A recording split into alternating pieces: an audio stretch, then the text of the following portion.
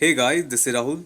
In this video, we will discuss about Indian polity, and this video is highly important for UPSC, BPSC, JPSC, UPPSC, SSC, and many more exams.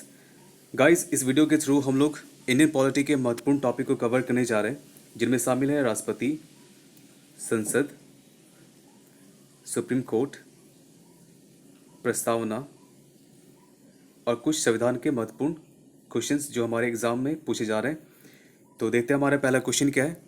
And the first question is here. धन विधेयक के संबंध में निम्नलिखित में से कौन सा कथन सही है? Which of the following statements is correct in relation to the money bill? And the right answer is D1, all above, उपरोक्त सभी. गाइस, अगर मनी बिल के बारे में बात करें तो इसका इंडिकेशन आर्टिकल 110 में किया गया है, जो ऑप्शन ए सही है. मनी बिल को सबसे पहले लोकसभा में प्रेजेंट किया जाता है और मनी बिल को सर्टिफाइड करने वाले एकमात्र व्यक्ति जो होते हैं वो लोकसभा स्पीकर होते हैं. तो हमारे ये तीनों कथन जो स्टेटमेंट है वो सही है. तो इसका जो राइट आंसर हमारा हो जाता है option D1 is right. Next question है. नियंत्रक एवं महालेखा परीक्षक के संबंध में निम्नलिखित कथनों पर विचार करें. Consider the following statement regarding the controller and auditor general. And the right answer is D1, only A is right. Guys, इसे शॉर्ट फॉर्म में कैग कहा जाता है, CAG, controller and auditor general. तो कैग के बारे में अगर बात करें तो इसका उल्लेख हमारे संविधान के अनुच्छेद 148 में किया गया है. B1 जो ऑप्शन है हमारा वो गलत है, क्योंकि कैग हमारे लोक लेखा समिति यानी पब्लिक अकाउंट कमेटी के सदस्य नहीं होते हैं. तो ऑप्शन सी भी हमारा गलत है, क्योंकि इसमें B ऑप्शन शामिल है. तो इसलिए हमारा D1 क्या है, राइट ऑप्शन हो जाता है. नेक्स्ट क्वेश्चन देखते हैं. निम्नलिखित में से राष्ट्रपति लोकसभा में किन्हें मनोनीत करते हैं? The president of following is nominated in the Lok Sabha. And the right answer is A1, Anglo person of the Indian community. Anglo Indian समुदाय के व्यक्ति को लोकसभा में राष्ट्रपति के द्वारा मनोनीत कर लिया जाता है.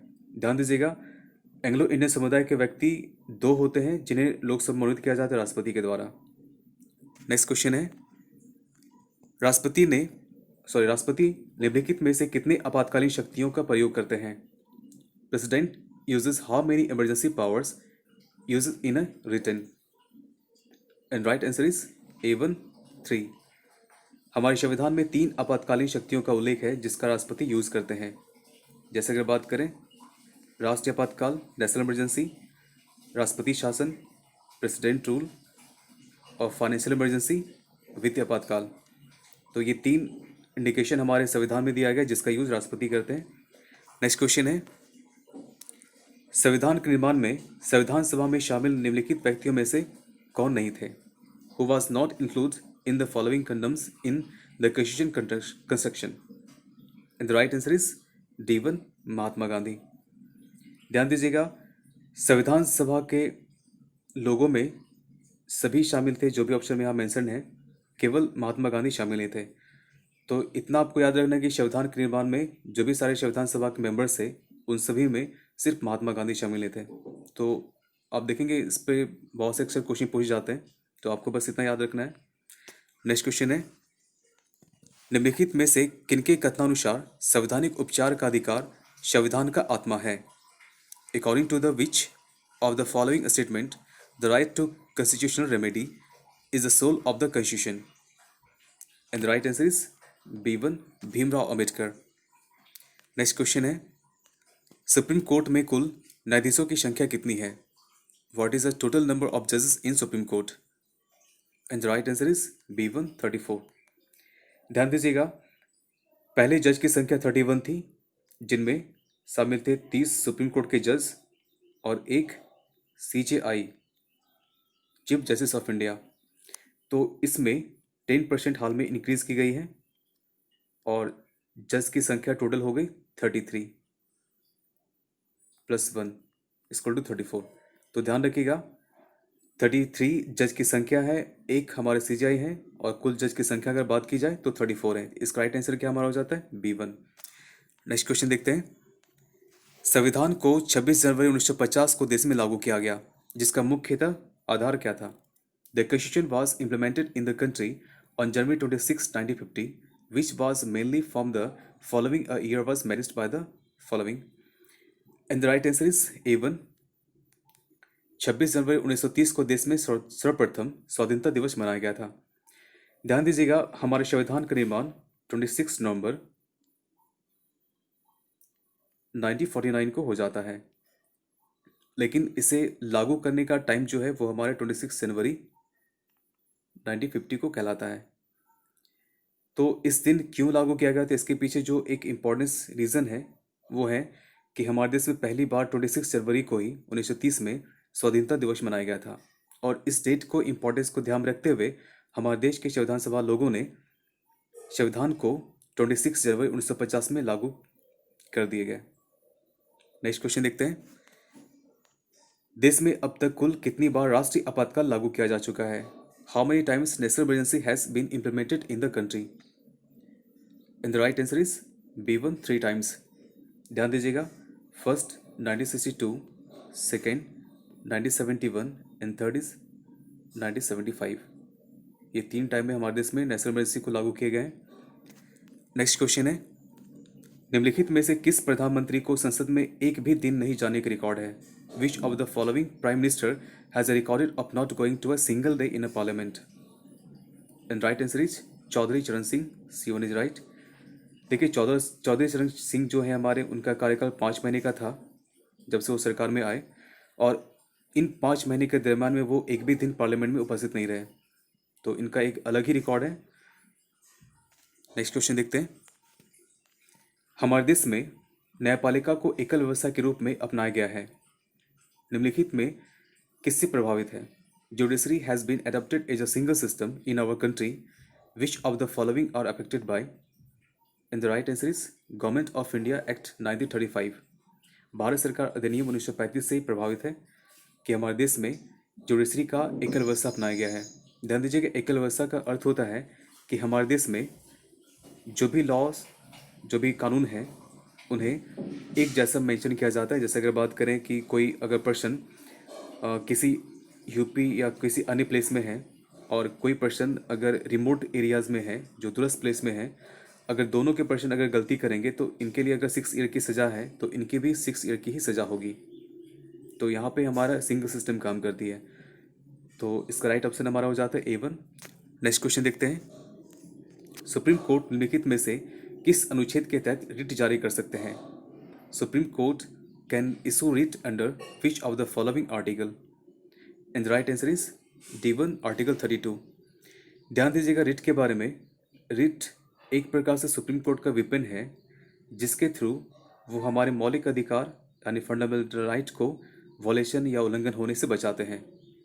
तो सुप्रीम कोर्ट रिट तभी जारी करेंगे जब कभी मौलिक अधिकार का उल्लंघन हो या उनमें कमी लाई जा सके या लाया जाता हो। नेक्स्ट क्वेश्चन है, निम्नलिखित में से किस रिट को केवल सरकारी कर्मचारियों के विरुद्ध जारी किए जा सकते हैं? Which of the following writ can only be issued against government employ? And the right answer is mandamus परमादेश। नेक्स्ट क्वेश्चन इज, निम्नलिखित में से कौन राष्ट्रपति के प्रसाद पर्यंत तक अपने पद में बने रह सकते हैं? Who among the following can remain in office till the president's choice? And the right answer is governor, राज्यपाल इसका सही उत्तर होता है। ध्यान दीजिएगा, कैग और CEC यानी चीफ इलेक्शन कमिश्नर जो होते हैं, इन दोनों की नियुक्ति राष्ट्रपति करते हैं, लेकिन ये दोनों जो बॉडी है वो इंडिपेंडेंट बॉडी है, ये राष्ट्रपति के प्रश्न पर्याप्त कार्य नहीं करते। तो हमारा जो राइट आंसर है वो है C1। नेक्स्ट क्वेश्चन देखते हैं। राज्यपाल विधान परिषद में कितने सदस्यों को मनोनीत कर सकते हैं? How many members can the governor nominate in the legislative council? तो ध्यान दीजिएगा, राज्यपाल के पास जो पावर है नॉमिनेट करने का लेजिस्लेटिव काउंसिल में, वो कितना है? तो इसका राइट आंसर होता है हमारा A1 1/6 मेंबर्स। नेक्स्ट क्वेश्चन देखते हैं। भारतीय संविधान में आर्टिकल 370 का संबंध किससे था? Article 370 in the Indian constitution was related to, and the right answer is A1 Jammu Kashmir राज्य से। नेक्स्ट है, भारतीय संविधान के लिए प्रथम संशोधन विधेयक हुआ। First amendment bill for Indian constitution was held in, and the right answer is A1 1951। ध्यान दीजिएगा, हमारे संविधान में पहला संविधान संशोधन 1951 में हुआ, जिसके तहत 9 शेड्यूल को जोड़े गए थे। 9 शेड्यूल को जोड़ा गया, जिसमें संपत्ति के मौलिक अधिकार को समाप्त करके एक लीगल राइट के रूप में दर्शाया गया है। नेक्स्ट क्वेश्चन है, सिक्किम भारत का एक राज्य बनाया गया था। Sikkim was made a state of India, and the right answer is B1। 35वें संविधान संशोधन के अंतर्गत सिक्किम को हमारे देश का राज्य बनाया गया अंडर 35 क्वेश्चन अमेंडमेंट। इसका राइट आंसर होता है। नेक्स्ट क्वेश्चन देखते हैं, भारत में पंचायती राज की अनुशंसा के लिए बनी समिति के अध्यक्ष थे। Who was the chairman of the committee form to recommended Panchayati state in India, and the right answer is C1 Balwant Rai Mehta. इन्होंने ही 3 लेयर्स या त्रिस्तरीय पंचायती राज व्यवस्था को एक रिकमेंड किया था हमारे गवर्नमेंट को, जिसे अपनाया गया है। और आज अगर देखें तो हमारे झारखंड राज्य में या अन्य स्टेट में 3 लेयर्स जो हमारे त्रिस्तरीय पंचायती राज व्यवस्था है उसे लागू किए गए हैं। नेक्स्ट क्वेश्चन है, भारतीय संविधान को अपनाया गया था। Indian constitution was adapted by the constitution assembly, by the viceroy, British parliament, by the parliament of India. तो इसका राइट आंसर हमारा हो जाता है A1, संविधान सभा के द्वारा इसे अपनाया गया था 1949 में। नेक्स्ट क्वेश्चन है, भारत में अलौकिक सार्वभौमिकता है क्योंकि संविधान की प्रस्तावना आरंभ होती है। India has super natural universality is a preamble of constitution begins. तो अब देखेंगे इसका जो आंसर हमारा है वो D1 है। With the people of India with words, हम भारत के लोग के शब्द के साथ हमारे प्रेम्बल स्टार्ट होता है प्रस्तावना। तो इसका राइट आंसर हमारा हो जाता है D1। नेक्स्ट क्वेश्चन है, कोई वित्तीय बिल प्रस्तावित हो सकता है। A financial bill can be proposed. तो ध्यान दीजिएगा, जब कभी स्टार्ट होना होता है मनी बिल या फाइनेंशियल बिल, तो सबसे पहले और केवल अगर बात करें तो लोकसभा से ही स्टार्ट होता है। तो इसका राइट आंसर क्या हो जाता है A1, केवल लोकसभा में। नेक्स्ट क्वेश्चन है, भारतीय नागरिकों के मौलिक अधिकारों का वर्णन है संविधान के अनुच्छेद। Article describe the fundamental rights of Indian citizens, and the right answer is B1, article 12 to 35। 12 से लेकर 35 के बीच में हमारे मौलिक अधिकार का जो भी सारे आर्टिकल उसका वर्णन किया गया है, इंडिकेशन किया गया है। The right next question is, Panchayati Raj विषय है। Panchayati Raj is the subject of, and the right answer is A1 on the state list. ध्यान दीजिएगा, डिस्ट्रीब्यूशन ऑफ पावर अगर बात करें तो हमारे 7 शेड्यूल में मेंशन किए गए हैं, और 7 शेड्यूल में 3 कैटेगरी बांटे गए हैं। एक है यूनियन लिस्ट, सेकंड है स्टेट लिस्ट, और तीसरा है कॉन्क्वेंट लिस्ट, जिसे हिंदी में कहते हैं समवर्ती सूची। संघ सूची, राज्य सूची और समवर्ती सूची। तो पंचायती राज का विषय अगर देखा जाए तो हमारे राज्य सूची हैं, यानी इस पर कानून बनाने का अधिकार हमारे राज्यों के पास होता है कि वो किस प्रकार से अपने तरीके से पंचायती राज गठन के बारे में कानून बना सकते हैं और उन्हें क्या क्या अधिकार देने वो अधिकार दे सकते हैं।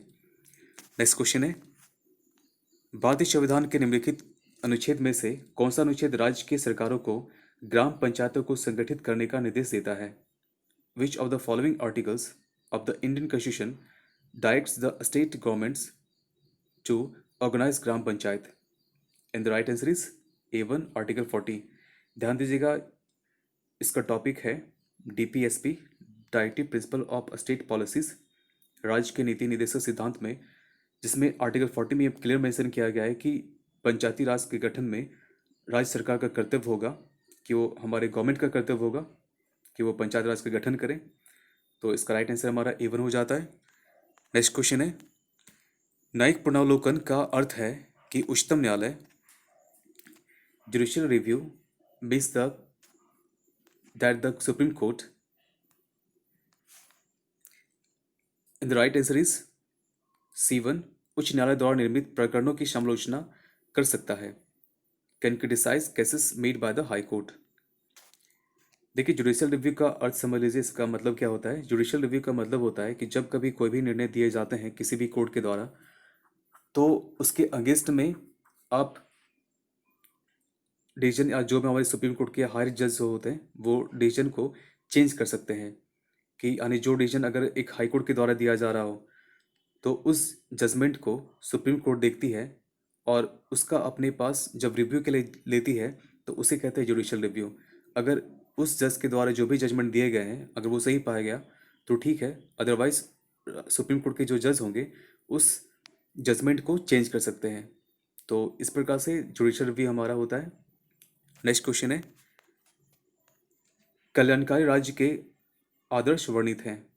Model of welfare state is described in the right answer is D1 संविधान की प्रस्तावना में in the preamble to the constitution. तो ध्यान दीजिएगा, कल्याणकारी राज्य के आदर्श जो वर्णित हैं कि एक वेलफेयर स्टेट का या कंट्री का क्या किस प्रकार से फंक्शन है, उन सारी चीज़ के बारे में हमारी प्रस्तावना में दी गई है। नेक्स्ट क्वेश्चन है, लोकसभा स्पीकर का निर्वाचन होता है। Lok Sabha speaker is elected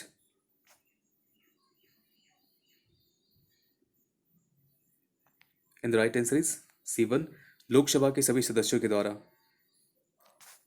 next question है, भारत के राष्ट्रपति को उसके पद से हटाया जा सकता है।